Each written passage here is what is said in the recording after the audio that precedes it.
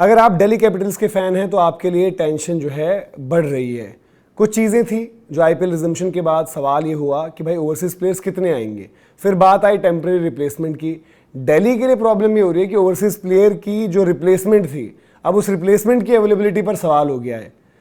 बात साथ साथ ये भी है कि उस रिप्लेसमेंट प्लेयर को एनओसी भी अभी तक नहीं मिला है। बात हम कर रहे हैं बांग्लादेश के मुस्तफिजुर की, जिन पर ऑलरेडी इंडिया में जो है अलग अलग सवाल भी उठाए जा रहे हैं कि भाई बांग्लादेश से आपने प्लेयर क्यों चुना। जो सिचुएशन वहाँ पर हिंदुओं को लेकर तमाम जो लगातार बीते कुछ टाइम से चल रही है, उसको लेकर काफ़ी लोग बहिष्कार भी कर रहे हैं दिल्ली कैपिटल्स का, लेकिन अभी उनके लिए सिचुएशन बहुत फंस गई है। ऐसा क्यों है? क्योंकि एक पहली चीज़ क्या है कि एनओसी का मसला फंसा हुआ है। बांग्लादेश क्रिकेट बोर्ड ये कह रहा है कि भाई हमने तो एनओसी अभी दिया नहीं, हमारे पास उस तरीके का कम्युनिकेशन नहीं है। बट आईपीएल ने क्या है, अनाउंसमेंट कर दी है। आईपीएल ने बता दिया है कि मुस्तफिजुर जो है जेक फ्रेजर मैकगर की रिप्लेसमेंट होंगे, जिन्होंने पर्सनल रीजंस के चलते आईपीएल में वापस जुड़ने से मना कर दिया है। अब इसमें और क्या पेच फंस रहे, एनओसी के साथ साथ क्या मसला हो रहा है वो आपको समझाते हैं। सबसे पहले दो तस्वीरों से आप समझिए चीज़।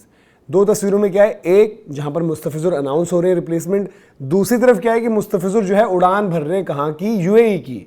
यूएई की वो उड़ान भर रहे हैं क्यों? क्योंकि यूएई में जो है बांग्लादेश को 2 T20 मुकाबले खेलने हैं।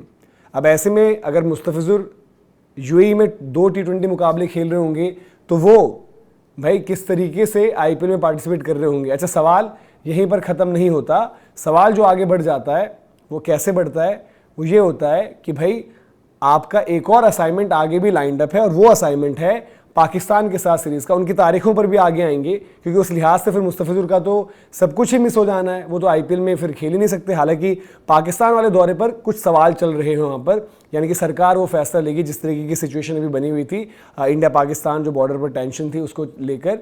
बट एक और पेच है। पेच ये है कि अगर बीसीबी एनओसी दे दे मुस्तफिजुर को तो वो ऐसे फंसेंगे, क्योंकि आपको पता है कि आईपीएल के साथ साथ पीएसएल भी रुकी थी। अच्छा, ये खिलाड़ी जो नेम्ड हैं स्क्वाड में यूएई के लिए और पाकिस्तान के लिए, उनमें और भी कुछ नाम है, जैसे कि नाहिद राणा, रिशाद हुसैन, जिन्होंने पूरी कहानी बताई कि जब वो जी यूएई पहुंचे पीएसएल छोड़ने के बाद तो कैसे जो है टॉम करन रो रहे थे, कैसे डैरेन मिचेल ने बोला कि भैया मैं तो पाकिस्तान नहीं आऊँगा। तो बीसीबी पर यह भी फिर दबाव होगा कि आप मुस्तफिजुर को अगर एनओसी दे रहे हो तो आपको एनओसीज पीएसएल के लिए नाहिद राणा और रिशाद हुसैन को भी देने पड़ेंगे। तो अगर आप उन सबको ही एनओसी दे दोगे तो आपकी नेशनल टीम में खेलेगा कौन?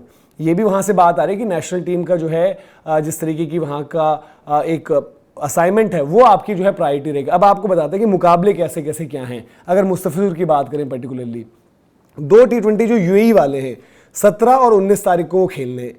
अच्छा, यहाँ पर हम बात करें तो आईपीएल की रिजम्पशन भी 17 तारीख से, और दिल्ली के अगर आप लीग स्टेज के मुकाबले देखें वो होने 18, 21 और 24। ये भी फिर बात चली कि भाई शायद मुस्तफिजुर पहला T20 खेलेंगे 17 और फिर यूएई से आ जाएंगे यहाँ पर दिल्ली के कैंप में, ताकि 18 के मैच के लिए अवेलेबल रहें। एक कंडीशन तो यही चल रही है, बट उस सब के लिए एनओसी, और अगर एनओसी देते हो तो नाहिद राणा, रिशाद हुसैन को भी देने पड़ेंगे जो पीएसएल में पार्टिसिपेट कर रहे थे। फिर जो आपके 5 T20 हैं, अगर वो पाकिस्तान के लिए भी चुने गए हैं वहाँ पर और वहाँ भी जाते हैं तो वो होते हैं आपके 25, 27, 30, जून 1 और जून 3। तो इस केस में अगर वो 17 वाला मैच खेलकर यहाँ आ जाते हैं इंडिया में दिल्ली को रिप्रेजेंट करने, तो आपको पता है कि इजीली वो 18, 21 और 24 वाला मैच खेल लेंगे। देन अगर वो पाकिस्तान का दौरा जो भी फाइनल होता है वो वहाँ चले जाएंगे। उस केस में डिपेंड क्या करता है? डिपेंड ये करता है कि दिल्ली कैपिटल्स की प्रोग्रेशन क्या हो रही है, क्या दिल्ली आगे बढ़ रही है। अगर दिल्ली आगे बढ़ रही है तो पाकिस्तान वाले मुकाबले फंसेंगे, क्योंकि यहाँ पर आपके प्लेऑफ्स के मुकाबले तो 29 के बाद है, जहाँ पर आपके वो कैलेंडर जो है दोनों जगह क्लैश कर रहा है। तो ये बड़ा अजीब सा मुद्दा फंस गया है और देखना पड़ेगा कि दिल्ली को क्या करना है, क्योंकि दिल्ली के लिहाज से आप देखेंगे तो मिचेल स्टार्क, जहाँ तक हम बात करें कि वो वापस नहीं आ रहे, फ्रेजर मैकगर ने मना कर दिया है, और इसलिए शायद मिचेल स्टार्क की अनअवेलेबिलिटी को देखते हुए इन्होंने मुस्तफिजुर को साइन किया था, जहाँ पर दोनों तरीके से एक जगह इंडिया में बैकलैश फेस कर रहे हैं। दूसरी चीज़ ये हो रही है अभी एनओसी भी अटका हुआ है, और अगर वो एनओसी दे देता है बांग्लादेश क्रिकेट बोर्ड तो पीएसएल में पाकिस्तान क्रिकेट बोर्ड को भी उनको एनओसीज ऑफर करने पड़ेंगे। फिर इंटरनेशनल असाइनमेंट्स उनके प्लेयर्स नहीं बचेंगे, और कैलेंडर आप देख ही रहे हो, दो जगह तो मुस्तफिजुर नहीं हो सकते ना, मुस्तफिजुर एक ही जगह हो सकते हैं। तो इस पूरे मुद्दे में जो है फंस गई है अभी दिल्ली कैपिटल्स दोनों फ्रंट पर, मुस्तफिजुर को चुनकर भी और मुस्तफिजुर की अवेलेबिलिटी क्या है वो आपको पता नहीं है। तो ये पूरी की पूरी खबर थी दिल्ली कैपिटल्स कैंप और मुस्तफिजुर को लेकर।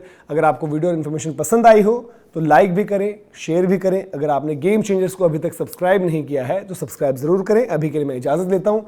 जय हिंद, जय भारत।